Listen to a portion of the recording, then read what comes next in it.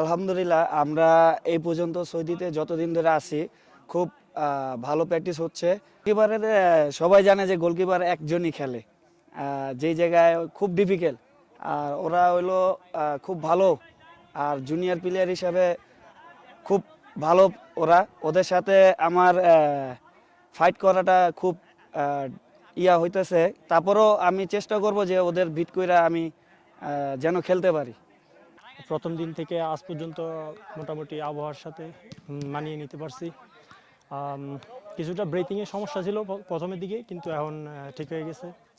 Overall সব মিলায়া আমরা এখন ওয়েদারের সাথে খাপ খাইতে পারছি। 11-এ খেলার জন্য আসলে সব প্লেয়ারই চেষ্টা করে জান প্রাণ দিয়ে। তো আমারও শুরু থেকেই ইচ্ছা, আগ্রহ, এরা প্রত্যেকটা প্লেয়ারই ইচ্ছা থাকে যে ন্যাশনাল টিমের 11-এ খেলা।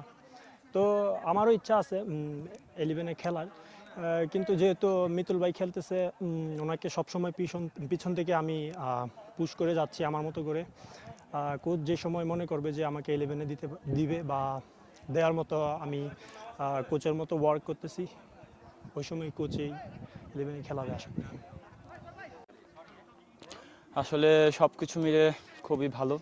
আমাদের এখানে যে পরিবেশটা আমরা ফেস করতেছি আসলে খুবই ভালো, যেটা আমাদের জন্য গুরুত্বপূর্ণ।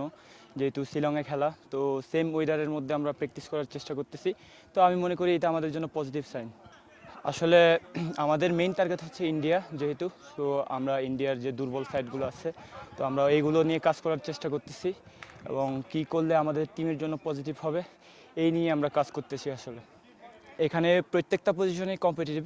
আপনার গোলকিপার বলেন, সব পজিশনেই যারা গোলকিপার পজিশনে আছেন আমার সাথে, তো ওনারা দুজনেই হচ্ছে খুবই ভালো এবং খুবই কম্পিটিটিভ একটা পরিবেশ আমরা ফেস করতেছি। তো এখানে সবাই আমরা রেডি।